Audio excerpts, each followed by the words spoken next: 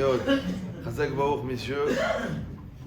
Vous savez que, en fait, quand on regarde un peu ce Chodesh, ce mois dans Baruch Hashem, on a commencé à vivre déjà depuis quelques jours.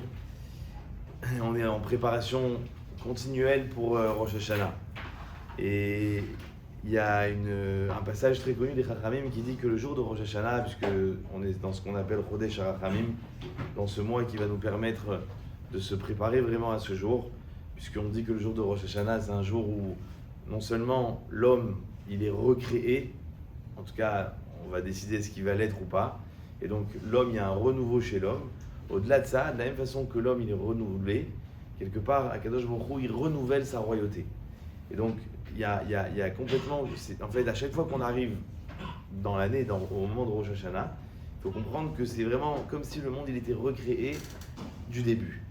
Et je dis ça parce que, en fait, c'est pas un jour qui peut arriver comme du jour au lendemain. Malheureusement, quand on n'est pas conscient de la grandeur de ce jour, alors on n'a pas la possibilité de faire grandir ce jour autant qu'on voudrait le faire grandir. Mais quand un homme il comprend la valeur, la grandeur de ce jour, alors il y a une préparation. Et pourquoi je vous dis ça? Parce que vous allez me dire, mais non, quelle préparation? Au final, regarde, Baruch Hashem, moi l'année dernière, là, il y a 2 ans, il y a 3 ans, il y a 4 ans, j'ai rien fait pour Rosh Hashanah et pourtant je suis là. Et en fait, Chachamim ils disent que, et c'est ça qu'il faut comprendre, que vous savez que Rosh Hashanah, il y a 2 jours. Il y a un premier jour qui s'appelle Dina des Kashia et le deuxième qui s'appelle Dina des Rafia. Il y a un premier jour où le din il est quelque part plus sérieux et le deuxième où il est de façon un peu plus légère. Et en fait, ça veut dire quoi, plus légère ou plus sérieux? Et on dit qu'en fait, dans l'âme de l'homme, la pnimiout, l'intériorité de la neshama de l'homme, elle est jugée le premier jour de Rosh Hashanah. Par contre, le deuxième jour de Rosh Hashanah, c'est tout ce qu'on appelle la chitzoniout.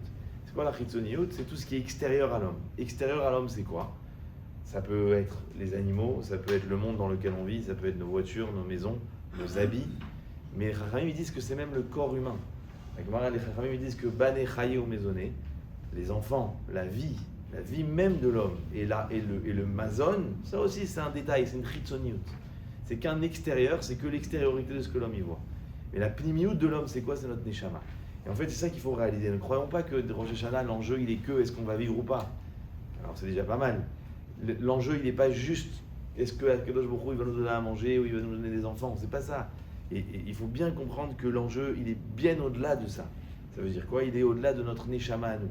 Pourquoi? Parce que plus notre neshama, elle va mériter d'avoir un niveau supérieur et de se rapprocher d'Akadosh Baruch Hu, plus en réalité tout le reste c'est une conséquence. Et voilà pourquoi un homme il doit comprendre que vivre, ok vivre, mais vivre quoi? 120 ans, peut-être qu'il y en a qui vivent un peu moins, ok?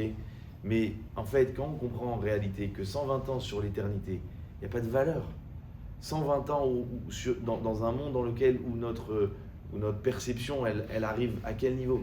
Au maximum elle va arriver au Maaseh Merkava que les Chachamim ils sont arrivés à des niveaux qui sont extraordinaires. Mais quand on réalise que la Torah elle est infinie, que le monde de l'infini il est tellement grand, tellement extraordinaire, que le monde dans lequel on vit il est en fait, c'est une fraction de seconde, c'est même pas une fraction de seconde. Comme les Chachamim disent, c'est comme un clignement d'œil. Et donc en fait, quand moi aujourd'hui je réalise de ce qui se passe à Rosh Hashanah en fait l'enjeu, c'est pas mon Olam Hazé, c'est mon Olam Haba. C'est-à-dire quoi mon Olam Haba, c'est combien je vais être capable dans ce monde-ci d'avoir un ustensile pour préparer le monde futur. Et ça, quand on arrive à ça, alors on comprend qu'il faut une préparation. Comprenez que le but c'est pas de passer le Mifran, c'est pas de passer un examen, c'est pas est-ce que je vais passer cette année ou je vais pas passer cette année.